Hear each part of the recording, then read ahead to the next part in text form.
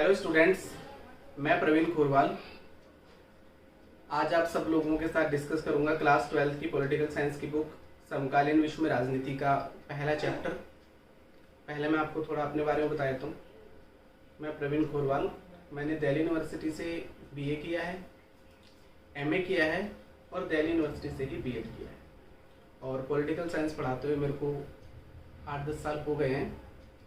और जो बच्चे क्लास 12 के अंदर आए हैं और इस समय लॉकडाउन के दौरान डायरेक्ट टीचर के साथ कांटेक्ट करके पढ़ाई नहीं कर पा रहे, उनके लिए ऑनलाइन स्टडी बहुत ज़रूरी हो गई है। और इसीलिए मैं आप लोगों के लिए अपना पहला लेक्चर लेके आया हूँ शीत युद्ध की डेफिनेशंस के ऊपर और क्यूबा के मिसाइल संकट के ऊपर। तो टाइम वेस्ट ना करते हुए शुरू करते हैं हमारा पहला चैप्टर, शीत युद्ध का दौर। तो इसके लिए हम सबसे पहले शीत युद्ध की परिभाषा समझेंगे, या हम समझेंगे कि शीत युद्ध शब्द का अर्थ क्या है या ये शीत युद्ध होता क्या है। तो शीत युद्ध शब्द का सामान्य अर्थ है तनाव की स्थिति, स्टेट ऑफ टेंशन। शीत युद्ध का सामान्य अर्थ है तनाव की स्थिति, स्टेट ऑफ टेंशन। ये तनाव दो लोगों के बीच में भी हो सकता है, दो देशों के बीच में भी हो सकता है और दो गुटों के बीच में भी हो सकता है। तो अगर हम इस डेफिनेशन को थोड़ा और आगे बढ़ाएं तो शीत युद्ध एक ऐसी स्थिति है जब दो देशों के बीच में तनाव की स्थिति होती है या दो गुटों के बीच में तनाव की स्थिति होती है। शीत युद्ध को अंतर्राष्ट्रीय राजनीति में सबसे पहले यूज किया था इस वर्ड का बर्नार्ड एम बरूच ने, और ये यूज किया था उन्होंने दूसरे विश्व युद्ध के बाद, जब अमेरिका और सोवियत संघ के बीच में तनाव की स्थिति चल रही थी। तो इंटरनेशनल पॉलिटिक्स के अंदर शीत युद्ध कहते हैं अमेरिका और सोवियत संघ के बीच की तनाव की स्थिति को शीत युद्ध कहते हैं। अमेरिका और सोवियत संघ के बीच 1945 से लेकर 1990 तक जो तनाव की स्थिति रही उसे शीत युद्ध कहा जाता है। तो हमने दो डेफिनेशंस जान लिए। पहला, शीत युद्ध का अर्थ होता है तनाव की स्थिति। दूसरा, अमेरिका और सोवियत संघ के बीच में 1945 से लेकर 1990 तक जो तनाव की स्थिति रही उसे अंतर्राष्ट्रीय राजनीति में शीत युद्ध कहा जाता है। तीसरी डेफिनेशन इसकी और आसान है, उसको हम ऐसे समझ सकते हैं कि बिना अस्त्र शस्त्रों के लड़ा गया युद्ध शीत युद्ध कहलाता है। बिना अस्त्र शस्त्रों के लड़ा गया युद्ध शीत युद्ध कहलाता है। अब बिना अस्त्र शस्त्रों के कैसे लड़ते हैं? तो इसके अंदर क्या होता है कि एक देश दूसरे देश के खिलाफ चालें चलता है, दूसरे देशों को भड़काता है और उन्हें अपने ग्रुप में शामिल करने की कोशिश करता है ताकि दूसरे देश की पावर अपने आप कम हो जाए। तो ऐसे में सामने से तो कोई लड़ाई नहीं हो रही, लेकिन अंदर ही अंदर बहुत सारे गुटों का निर्माण किया जा रहा है ताकि दूसरे की पावर को कमजोर कर दिया जाए। तो तीसरी परिभाषा है बिना अस्त्र शस्त्रों के लड़ा गया युद्ध शीत युद्ध कहलाता है। इसकी चौथी और एक और परिभाषा हम देख सकते हैं कि शीत युद्ध है बेचैन शांति की स्थिति, जिसमें ऊपर तो बहुत शांति बनी रहती है लेकिन अंदर हमेशा बेचैनी की स्थिति रहती है। शीत युद्ध की 4 डेफिनेशन हमने जानी, तो हम शुरू करते हैं हमारा चैप्टर। शीत युद्ध की डेफिनेशन हमने समझ ली है। तो शीत युद्ध के दौरान क्या क्या हुआ, हमने ये तो जान लिया कि शीत युद्ध का अर्थ क्या है, लेकिन अब हमें समझना है कि शीत युद्ध के दौरान क्या क्या हुआ। तो जैसा कि हम जानते हैं शीत युद्ध शुरू हुआ अमेरिका और सोवियत संघ के बीच में। तो अमेरिका और सोवियत संघ दोनों ने ही अपने अपने गुटों को बनाना शुरू किया। अमेरिका ने बहुत सारे देशों को अपने साथ मिलाना शुरू किया और इसी तरह सोवियत संघ ने भी मिलाना शुरू किया। हमें पता होना चाहिए कि जो सोवियत संघ है वो यूरोप में है और अमेरिका उत्तरी अमेरिका में एक देश है। और शीत युद्ध के दौरान जिन देशों को अपने अपने गुटों में मिलाने की होड़ लगी हुई थी अमेरिका और सोवियत संघ में, वो देश थे यूरोप के देश।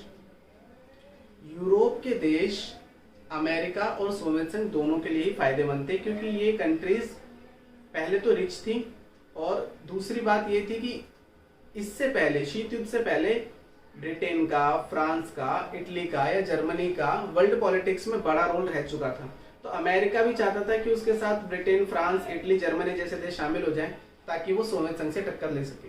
लेकिन सोवियत संघ भी ये चाहता था कि इटली या फ्रांस, जर्मनी, ब्रिटेन या आसपास के जो भी यूरोपियन कंट्रीज है, यूरोपीय देश हैं, वो सारे के सारे उसके गुट में शामिल हो जाए ताकि वो अमेरिका को डिफीट कर सके या अमेरिका को हरा सके।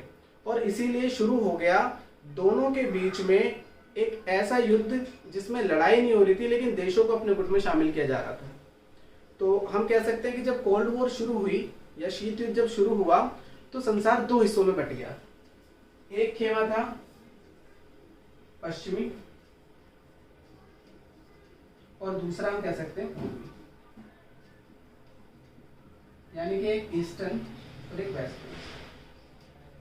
जो वेस्टर्न ग्रुप था उस वेस्टर्न ग्रुप का लीडर था यूएसए अमेरिका,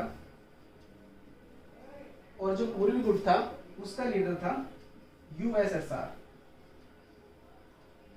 अब यूएसएसआर की फुल फॉर्म क्या है ये बहुत से बच्चों को नहीं पता होती, तो ये है union of Soviet socialist republics, जिसे हम सोवियत संघ कहते हैं।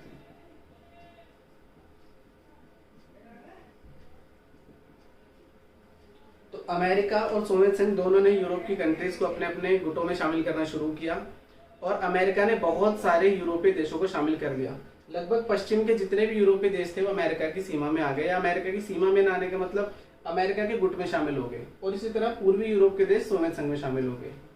और अमेरिका के राष्ट्रपति, उस समय के राष्ट्रपति 1947 के हैरी एस ट्रूमैन ने एक सिद्धांत दिया कि दुनिया में अगर किसी भी देश को सोवियत संघ से खतरा होगा तो वो खतरा अमेरिका को माना जाएगा। दुनिया में अगर किसी भी देश को खतरा सोवियत संघ से होगा तो वो खतरा अमेरिका को माना जाएगा, अमेरिका उस देश की सहायता करेगा। इसका सीधा सा मकसद ये था कि अमेरिका सभी देशों को ये कहना चाहता था कि आपको डरने की जरूरत नहीं है, सोवियत संघ अगर आप पे अटैक करेगा तो हम आपको बचाएंगे। और इस तरीके से अमेरिका ने बहुत सारे देशों को अपने गुट में शामिल कर लिया। इसे कहते हैं ट्रूमैन का सिद्धांत, यानी कि सोवियत संघ में शामिल होने से देशों को रोकने के लिए पॉलिसी।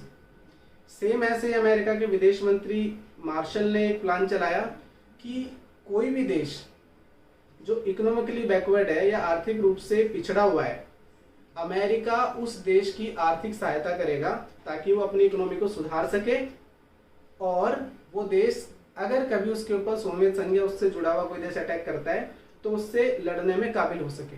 और इसी के लिए तुर्की की या ग्रीस की अमेरिका ने करोड़ों डॉलर की मदद करी कि भाई हम आपको पैसे दे रहे हैं, आपको रहना हमारे ग्रुप में ही है सोवियत संघ से लड़ने के लिए, कि अगर वो आप पे अटैक करे तो हम आपकी मदद करेंगे। तो हमने अभी तक समझा शीत युद्ध का अर्थ। शीत युद्ध किस किस के बीच में था? अमेरिका और सोवियत संघ के बीच में था। शीत युद्ध के दौरान हो क्या रहा था? अमेरिका और सोवियत संघ यूरोप के देशों को अपने अपने गुटों में शामिल कर रहे थे, और अमेरिका ने ज्यादातर पश्चिमी यूरोप के देशों में अपने गुटों को अपने गुट में शामिल कर लिया था, और सोवियत संघ ने पूर्वी यूरोप के ज्यादातर देशों को अपने गुट में शामिल कर लिया था। और अमेरिका के राष्ट्रपति हैरी एस ट्रूमैन ने एक सिद्धांत दिया कि दुनिया में अगर किसी भी देश को खतरा होगा तो वो खतरा अमेरिका के ऊपर माना जाएगा और अमेरिका उस देश की मदद करेगा। इसका रीजन सिंपल सा था कि अमेरिका देशों को अपने गुट में शामिल करना चाहता, और इसी तरह सोवियत संघ ने भी बहुत सारे देशों को अपने गुट में शामिल कर लिया। अमेरिका ने मार्शल प्लान भी चलाया, जिसके तहत अमेरिका ने यूरोप के देशों की इकोनॉमिक हेल्प करी, आर्थिक सहायता करी कि भाई हम आपको पैसा देंगे लेकिन आप गुट में हमारे ही रहना। अब हम पढ़ेंगे हमारी बुक का पहला टॉपिक क्यूबा का मिसाइल संकट, जो कि एग्जाम के पॉइंट ऑफ व्यू से बहुत इंपॉर्टेंट है, और आप सब लोगों को क्यूबा का मिसाइल संकट शीत युद्ध के लिए समझना भी बहुत जरूरी है कि क्यूबा का मिसाइल संकट है क्या। तो सबसे पहले हम समझते हैं क्यूबा का मिसाइल संकट। क्यूबा का मिसाइल संकट समझते हैं हम। क्यूबा का मिसाइल संकट क्या है? तो क्यूबा अमेरिका के तट से लगा हुआ एक छोटा सा द्वीपीय देश है। जैसे भारत से श्रीलंका है, भारत के पास जैसे श्रीलंका एक छोटा सा द्वीपीय देश है, सेम उसी तरीके से अमेरिका के पास एक छोटा सा द्वीपीय देश है क्यूबा। बहुत छोटा सा देश है। मैंने यहाँ पर आपको समझाने की भी कोशिश की है कि ये अमेरिका और इसके तट से लगा हुआ एक द्वीपीय देश है क्यूबा, जो कि सोवियत संघ से बहुत दूर था या बहुत दूर है।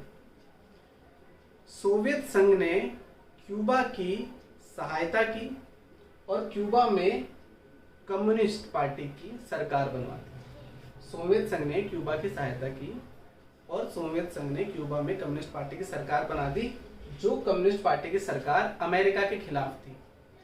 क्यूबा में जब सोवियत संघ की मनपसंद सरकार बन गई तो इससे अमेरिका के लिए ये नुकसान हो गया कि अब उसके पड़ोस में ही एक ऐसा देश हो गया है जो सोवियत संघ की सहायता करता है या सोवियत संघ के लिए जासूसी करता है। सोवियत संघ ने क्यूबा में मिसाइलें तैनात कर दी अप्रैल 1962 में। अप्रैल 1962 में सोवियत संघ ने क्यूबा में मिसाइलें तैनात कर दी अमेरिका के खिलाफ, कि सोवियत संघ से अगर हम मिसाइलें अमेरिका के ऊपर दागते हैं तो शायद उसमें ज्यादा समय लगेगा, लेकिन अगर हम अपने एक मित्र देश क्यूबा में मिसाइलें रखते हैं तो हम पूरे अमेरिका को तबाह कर सकते हैं। और इस तरीके से क्यूबा की वजह से दुनिया में एक संकट आ गया कि सोवियत संघ ने क्यूबा में मिसाइलें तैनात कर दी अपनी और अमेरिका के ऊपर अटैक के लिए तैयार हो गया। और ऐसे में दुनिया को ऐसे लगा कि अब लड़ाई होके रहेगी, और लड़ाई का मेन रीजन था क्यूबा, क्योंकि क्यूबा वो देश था जो अमेरिका के पास होने के बावजूद मिल गया था सोवियत संघ से। अमेरिका को इस बात का पता नहीं था कि क्यूबा में मिसाइलें तैनात हो चुकी है और सोवियत संघ अमेरिका के ऊपर अटैक करने वाला है।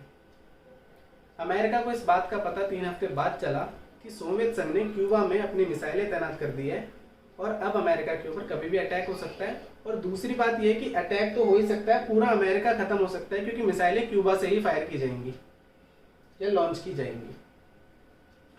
अमेरिका के राष्ट्रपति जॉन एफ कैनेडी ने जब उनको ये पता चला कि क्यूबा में मिसाइलें तैनात हो गई है, अपने समुद्री जहाज आगे करे और क्यूबा की तरफ जितना भी सोवियत संघ का सामान आ रहा था या सोवियत संघ की मिसाइलें आ रही थी उनको ब्लॉक कर दिया कि अब उससे आगे ना आ सके। पर अमेरिका के राष्ट्रपति जॉन एफ कैनेडी ने कहा कि अगर सोवियत संघ युद्ध चाहता है तो अमेरिका युद्ध के लिए तैयार है, अमेरिका पीछे नहीं हटेगा। और ऐसे में एक स्थिति आ गई तीसरे विश्व युद्ध की, क्योंकि अमेरिका अकेला नहीं था इस युद्ध के अंदर और सोवियत संघ अकेला नहीं था इस युद्ध के अंदर। अमेरिका के साथ बहुत सारे देश उसके गुट में शामिल थे और सोवियत संघ के साथ भी बहुत सारे देश उस गुट में शामिल थे। तो ये जो लड़ाई होने वाली थी क्यूबा की वजह से, जहाँ मिसाइलें तैनात थी, ये विश्व युद्ध की स्थिति बनने वाली थी।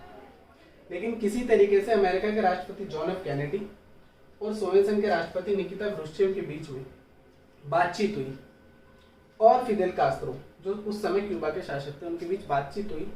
और सोवियत संघ ने कहा कि अमेरिका यदि ये वचन दे दे कि वो भविष्य में क्यूबा के ऊपर कभी भी अटैक नहीं करेगा, यानी अमेरिका के पास जो सोवियत संघ का दोस्त है क्यूबा, उसके ऊपर कभी अमेरिका अटैक नहीं करेगा, तो सोवियत संघ अपनी मिसाइलें वापस ले लेगा। तो जॉन एफ कैनेडी इस बात के लिए राजी हो गए कि अमेरिका कभी भी क्यूबा पर हमला नहीं करेगा और क्यूबा से सोवियत संघ अपनी मिसाइलें वापस ले लेगा। तो इससे हम समझ सकते हैं कि सोवियत संघ ने मिसाइलें तैनात करके अपने साथी देश क्यूबा को बचा भी लिया कि अमेरिका कभी उसके ऊपर अटैक भी नहीं करेगा, और दूसरी बात यह है कि क्यूबा को उसने कम्युनिस्ट भी बना दिया। तो ये एक ऐसी स्थिति थी जहां पर हमें लगा कि विश्व युद्ध की स्थिति हो सकती है, ये क्यूबा की वजह से दुनिया में लड़ाई हो सकती है। लेकिन किसी तरीके से John F Kennedy, Fidel Castro और निकिता क्रुश्चेव के बीच में जो बातचीत हुई वो सफल रही और सोवियत संघ ने अपनी मिसाइलें वापस ले ली। Thank you. तो आशा करता हूँ आज मैंने आपको शीत युद्ध की परिभाषा और इसके साथ ही शीत युद्ध किन किन के बीच में हुआ और क्यूबा का मिसाइल संकट समझाने की कोशिश की। आपको समझ में आया होगा। और मेरी रिक्वेस्ट आपसे कि आपको अगर ये वीडियो पसंद आई तो इसे लाइक कर लीजिए, शेयर कर लीजिए और हमारे चैनल को एडिटॉक को सब्सक्राइब कर लीजिए। और अगर आपको इस वीडियो से रिलेटेड और जानकारी चाहिए या इसके अंदर कोई ऐसी बात जो मिस हो गई हो, उसके लिए आप मुझे कमेंट बॉक्स में लिख के बता सकते हैं। मैं आपकी जो भी क्वेरीज होगी इसकी रिप्लाई ज़रूर दूंगा। और अगर आप चाहते हैं कि मैं अगली वीडियो डालूं और इस चैप्टर को हम आगे पढ़ें तो इस वीडियो को ज़्यादा से ज़्यादा अप्रिशिएट करें। Thank you.